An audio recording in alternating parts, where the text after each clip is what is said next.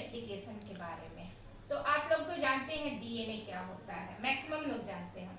तो डीएनए जो है ना हमारा जेनेटिक मटेरियल है। जैसे कि किसी आप देखते होंगे कि मोबाइल का जो है ना उसका सॉफ्टवेयर होता है, फिर कंप्यूटर का सॉफ्टवेयर होता है। तो सॉफ्टवेयर में क्या होते हैं, सारे प्रोग्राम फीड होते हैं कि कैसे क्या काम होना है, किस समय होना है, क्या मतलब उसका प्रोग्रामिंग है वो डिटरमाइन करता है। तो उसी तरह डीएनए जो है हमारे बॉडी का सॉफ्टवेयर है। तो डीएनए में सारा ये क्या है, ब्लूप्रिंट है। ब्लूप्रिंट मतलब कौन सा ऑर्गेनिज्म, अगर कोई हम ह्यूमंस हैं तो हम कैसे होंगे, क्या करेंगे, मतलब वो पूरा क्या आइज का कलर होगा, हेयर का कलर क्या होगा, ये सब हमारे डीएनए में रहता है कोडेड। ठीक है, इंफॉर्मेशन कोडेड रहता है कि एक ऑर्गेनिज्म कैसा होगा। उसके बाद डीएनए का फुल फॉर्म होता है डीऑक्सीराइबो न्यूक्लिक एसिड। तो दो तरह के होते हैं न्यूक्लिक एसिड। तो डीएनए जो है हमारे ह्यूमंस का जेनेटिक मटेरियल डीएनए है। तो डीएनए का क्या जो होता है ना कि ये इसका रेप्लिकेशन बहुत जरूरी है। क्यों? क्योंकि एक कॉपी से फर्दर दूसरा कॉपी बनता है, और वो क्या होता है, वो ट्रांसफर होता है दूसरे सेल में। जैसे कि सेल साइकिल होता है, सेल क्या होता है, एक सेल से डिवाइड करके दूसरा सेल बनता है। तो सेल डिवीजन बहुत इम्पोर्टेंट है। तो उसमें जो है ना डीएनए का रोल है कि उसका भी क्या होना चाहिए, उसका रेप्लिकेशन होना चाहिए, उसका एक कॉपी बनना चाहिए, ताकि वो जो न्यू सेल बना है उसमें वो ट्रांसफर हो। ठीक है, तो इसलिए नीडेड है। क्यों जरूरत पड़ा, तो उसके बाद कि सेल साइकिल जब हम पढ़ते हैं ना, तो सेल साइकिल में बहुत सारे फेजेज आते हैं, जैसे कि इंटरफेज आता है, फिर उसके बाद फर्दर और भी फेजेज होता है। तो एक सिंथेटिक फेज होता है जिसमें क्या होता है कि डीएनए का रेप्लिकेशन सेल साइकिल में होता है ड्यूरिंग सिंथेसिस स्टेज। ठीक है, और डीएनए का रेप्लिकेशन क्या होता है, एक दो साइंटिस्ट थे, मिशेल्सन एंड स्टाल। तो उन्होंने बताया कि ये सेमी कंजर्वेटिव होता है। सेमी कंजर्वेटिव ये इसलिए होता है कि डीएनए का जो हम जानते हैं कि डबल स्ट्रैंडेड है। ठीक है, और वो जैसे कि रस्सी एक दूसरे से बंधा रहता है ना, उस तरह से ये भी, जैसे कि आप सीढ़ी चढ़ते हैं तो सीढ़ी को अगर हम लोग यूं टर्न कर दे, टाई अप कर दे, तो वो इस तरह से आपको लगेगा। तो इसका जो है ना कि रेप्लिकेशन होने के लिए बहुत सारे फैक्टर्स जरूरी है। तो क्या क्या जरूरी है, बहुत सारे इंजाइम्स का रोल है, फिर एटीपी का भी जरूरत होता है। एनर्जी तो हमें एटीपी से मिलेगी, तो एटीपी चाहिए होता है। उसके बाद टेम्पलेट स्ट्रैंड होता है। टेम्पलेट स्ट्रैंड क्या होता है, जैसे कि ये हम लोग डबल स्ट्रैंडेड डीएनए है, इसमें होते हैं नाइट्रोजनस बेसिस होते हैं एटीजीसी करके। ठीक है, तो वो सब है ना। तो इसको क्या करना है, पहले तो इसको डबल स्ट्रैंडेड जो ऐठा हुआ है इसको हमको सीधा करना है। तो ये सीधा कैसे होगा, जैसे आप रस्सी को जब खोलिएगा ना बीच से, तो अगर खोलिएगा तो देखिएगा कि आप एक तरफ से खोलते जाते हैं, वो फिर थोड़ी देर छोड़िएगा, फिर वो बंद, मतलब फिर वापस वही पोजीशन में आ जाएगा, फिर एक दूसरे पे लपेटा हुआ वो हो जाता है, क्योंकि बहुत ही दिन तक वो टाइटली पैक है, एक दूसरे पे कॉइल है। तो उसका ऐसा बन गया है स्ट्रक्चर कि आप खोलिएगा उसके बाद भी वो अगर छोड़े तो उसके बाद वो फिर आपस में रैप हो जाएगा एक दूसरे पे। तो इसको कम करने के लिए बहुत सारे इंजाइम्स का रोल होता है। ठीक है, तो इंजाइम्स का रोल है डीएनए रेप्लिकेशन में, जैसे कि बहुत सारा है, हेलिकेज है, डीएनए पॉलीमरेज है, टोपोआइसोमेरेज है, there are so many enzymes और उनका अलग अलग रोल है। तो मैं एक सिंपल वे में बता रही हूँ कि डीएनए रेप्लिकेशन कैसे होता है। तो डीएनए रेप्लिकेशन क्या होता है कि अब ये जो स्ट्रैंड है ना, इसको हम लोग क्या किए हैं, जो मतलब इंजाइम का रोल है, इंजाइम ने क्या किया है, इस डबल स्ट्रैंड को पहले जरूरत है कि हमें इसको सिंगल स्ट्रैंड करना है। ये आपस में जो ऐठा हुआ है ना, इसके इंजाइम के रोल से ये क्या हुआ, अब दो स्ट्रैंड अलग अलग हो गए हैं, दूर दूर में देख रहे हैं। और जब तक ये सिंगल स्ट्रैंड नहीं होगा ना, उसका रेप्लिकेशन नहीं होगा। तो इसको क्या करना है, इसमें इंजाइम का रोल आता है। ठीक है, हेलिकेज इंजाइम का, हेलिकेज ने क्या किया, ये आपस में जो लपेटा हुआ है ना उसको डबल स्ट्रैंडेड में, उसको सिंगल स्ट्रैंडेड फॉर्म में उसने कर दिया। तो हेलिकेज ने इसको दो स्ट्रैंड में डिवाइड कर दिया है, अलग अलग कर दिया है। उसके बाद इसको क्या करेगा, अब ये 5 प्राइम और 3 प्राइम में ही होता है डीएनए का रेप्लिकेशन। वो आप जब पढ़िएगा ना डीएनए का स्ट्रक्चर, तो आपको पता चलेगा कि 5 प्राइम जो है उसी पे ऐड होगा फर्दर नाइट्रोजनस बेस। तो इसका जो रेप्लिकेशन फॉर्म टाइप बनता है जो वाई सेप्ट में होता है, तो हम लोग कहेंगे कि वाई सेप्ट रेप्लिकेशन फॉर्म का फॉर्मेशन हुआ। उसके बाद ये जो रेप्लिकेशन होता है, तो ये 3 प्राइम है और ये 5 प्राइम है, तो इसके अपोजिट बनेगा। रेप्लिकेशन जब शुरू होता है तो यहाँ 5 प्राइम 3 प्राइम डायरेक्शन में होता है, नया स्ट्रैंड बनता है। तो उसमें बहुत सारे स्टेप्स होते हैं, जैसे कि डीएनए रेप्लिकेशन का इनिशिएशन स्टेप हुआ, तो ये सब इनिशिएशन में आता है कि हेलिकेज एंजाइम आया, फिर उसने 2 स्ट्रैंड को अलग किया, सिंगल स्ट्रैंड किया, और इस सिंगल स्ट्रैंड पे फिर नया स्ट्रैंड, ये सिंगल स्ट्रैंड को बोलेंगे टेम्पलेट स्ट्रैंड। ये जो है ये टेम्पलेट स्ट्रैंड है, और ये जो बना है ना ये न्यू स्ट्रैंड बन रहा है, ठीक है। तो हेलिकेज का रोल आ गया, फिर डीएनए पॉलीमरेज एंजाइम जो है वो नए नए नाइट्रोजनस बेस को इस पे ऐड करते जाएंगे, ठीक है, इसके कॉम्प्लीमेंट्री में। अगर सी है तो यहाँ जी जुड़ेगा, ए है तो टी जुड़ता है, तो इस तरह से होता है। उसके बाद क्या होता है, ये पूरा 5 प्राइम 3 प्राइम में एक नया स्ट्रैंड बन गया, तो एक ये हो गया, ये पूरा एकदम जो है ना ये एक स्ट्रैंड बना, और उसके बाद इधर ये एक जो और है स्ट्रैंड जिसको सेपरेट किए हैं वो भी बनेगा।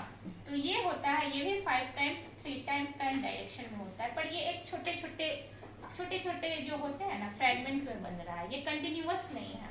ऊपर वाला जो है लीडिंग स्ट्रैंड इसको बोलते हैं, इसलिए क्योंकि ये कंटिन्यूअसली फॉर्म हो रहा है और यहाँ छोटे छोटे फ्रैगमेंट में हो रहा है। तो इसको एक चाइनीज साइंटिस्ट थे ओकाजाकी, उन्होंने इसको डिस्कवर किया था, तो इसका नाम इसलिए है ओकाजाकी फ्रैगमेंट। ये जो छोटे छोटे 5 प्राइम 3 प्राइम डायरेक्शन में बन रहा है, उसके बाद ये डिसकंटिन्यू बनेगा। बाद में फर्दर एंजाइम के रोल से इसको क्या किया जाता है, इसको एक कंटिन्यूअस फॉर्म में उसको ऐड किया जाता है, ठीक है। जो छोटे छोटे टुकड़े हैं ना उसको आपस में ज्वाइन करते हैं। ज्वाइनिंग करने के लिए भी एंजाइम का लाइगेज वगैरह एंजाइम जो होता है वो क्या करते हैं, ज्वाइनिंग में हेल्प करते हैं। तो इस तरह हम लोग जान गए कि डीएनए का रेप्लिकेशन होता है, किस में होता है, 5 प्राइम 3 प्राइम डायरेक्शन में। ऑलवेज ये याद रखिएगा, ये क्वेश्चन आता है, ठीक है, 12th में भी आपको आएगा, और नीट के लिए ये जरूरी है क्वेश्चन कि किस डायरेक्शन में होता है। लीडिंग स्ट्रैंड क्यों बोलते हैं, लैगिंग स्ट्रैंड क्यों बोलते हैं। तो लैगिंग स्ट्रैंड को आप याद रखिएगा क्योंकि ये छोटे छोटे फ्रैगमेंट में बनते हैं, तो इस लैगिंग स्ट्रैंड को ही ओकाजाकी फ्रैगमेंट भी बोलते हैं। और जो ओकाजाकी फ्रैगमेंट एक बार फिर ज्वाइन कर गया तो वो बाद में एक नया मतलब नया स्ट्रैंड बन गया, ठीक है। तो ये लीडिंग हुआ क्योंकि ये पहले ये बन रहा है, ठीक है, तो ये लीडिंग स्ट्रैंड है, और ये लैगिंग स्ट्रैंड ओकाजाकी फ्रैगमेंट से मिलके जो बनता है लास्ट में। तो इस तरह ये जो आप देख रहे हैं ये है पहले का स्ट्रैंड, और ये नया बना है, इस पे इस टेम्पलेट पे एक नया स्ट्रैंड बना है।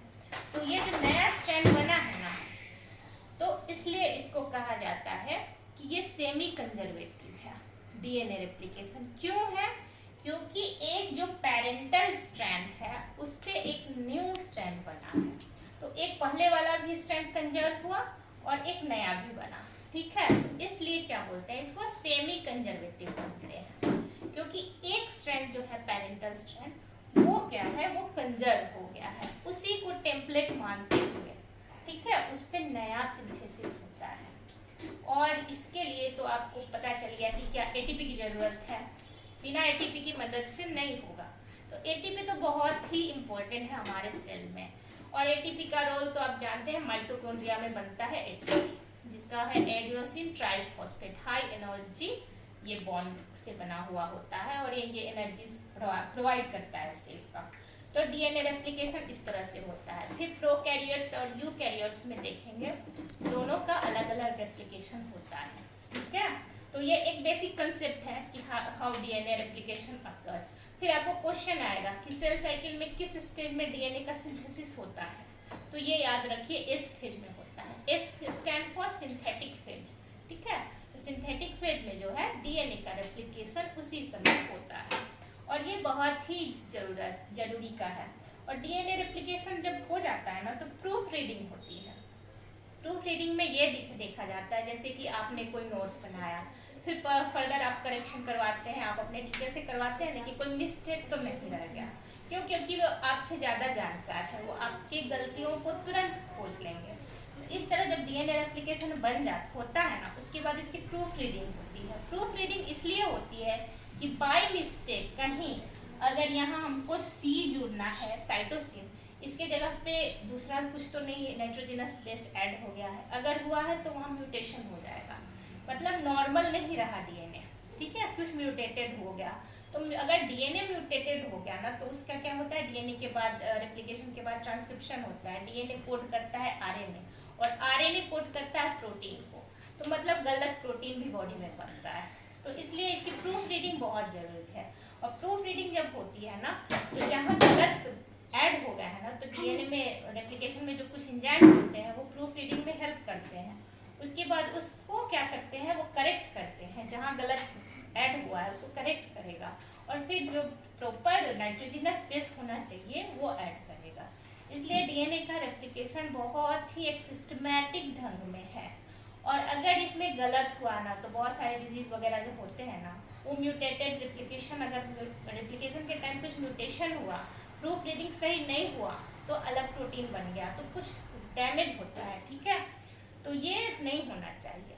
अगर डैमेज होता है तो बहुत सारे डिजीज, कैंसर वगैरह भी होता है, पॉइंट म्यूटेशन हो गया, साइलेंट म्यूटेशन हो गया, तो वो सब म्यूटेशन जब आप पढ़िएगा तो वो जानिएगा कि म्यूटेशन कहाँ हुआ, तो डीएनए के बेस में हुआ, कब हुआ, तो रेप्लिकेशन हुआ। क्यों? क्योंकि प्रूफ रीडिंग अच्छे से नहीं हुई होगी, ठीक है। तो ये रेप्लिकेशन बहुत ही ज़्यादा ज़रूरी है, क्योंकि डीएनए हमारा क्या है, जेनेटिक मटेरियल है। अगर ये गड़बड़ हुआ, इसमें कुछ गड़बड़ी हुई, हो सकता है कि यूवी रेज जो होता है वो भी कभी कभी डैमेज करता है, ठीक है। तो ये डीएनए में डैमेज करता है, तो वो बहुत सारे के डिजीज भी होते हैं, कैंसर भी होते हैं यूवी रेज का। अगर ज़्यादा एक्सपोज हुआ है बॉडी सनलाइट में, इसलिए बोला जाता है कि हाफ आवर आप मिनिमम रहिए, उससे ज़्यादा रहिएगा ना वो डैमेज करता है। क्यों? क्योंकि उसमें अल्ट्रावायलेट रेज जो होते हैं वो बहुत हार्मफुल होते हैं हमारे बॉडी के लिए, और हमारे बॉडी पे गलत इम्पैक्ट डालते हैं। और सुबह का जो सनलाइट होता है ना, उसका यूवी रेज का क्वांटिटी उस समय थोड़ा सा, क्योंकि सनराइज होते रहता है, तो उस समय उसका जो है ना शार्पनेस कम होता है, और दोपहर वगैरह में तो बहुत हॉट होता है, और यूवी रेज उस समय ज़्यादा निकलता है, ठीक है। तो ये आप समझ गया है कि डीएनए रेप्लिकेशन क्यों होता है, किस लिए होता है, क्या क्या एंजाइम्स का रोल है, बहुत सारा है, प्राइमेज है, प्राइमर बनाता है, एक छोटा सा प्राइमर बनाएगा, उसी के ऊपर सारा जो है ना ये स्ट्रैंड, पहले यहाँ पे एक प्राइमर बनेगा, और वो प्राइमर आगे स्ट्रैंड को बढ़ाता है। जैसे कि हम जब घर बनाते हैं ना, तो उस समय हम लोग नींव डालते हैं, नींव जो इंसार डालते हैं, सबसे नींव जो हुआ उसी के ऊपर हमारा पूरा स्ट्रक्चर लाई करता है, तो वो मजबूत होना चाहिए। तो उसी तरह ये प्राइमर जो है ना, वो स्टेपिंग स्टोन है, ठीक है, हमारे डीएनए रेप्लिकेशन का। तो उसमें प्राइमर का क्या करता है, वो फर्दर आपका डीएनए का जो स्ट्रैंड है ना, उसको आगे बढ़ाता है। सो ये है बहुत ही unique DNA semi conservative replication of DNA. Okay, thank you.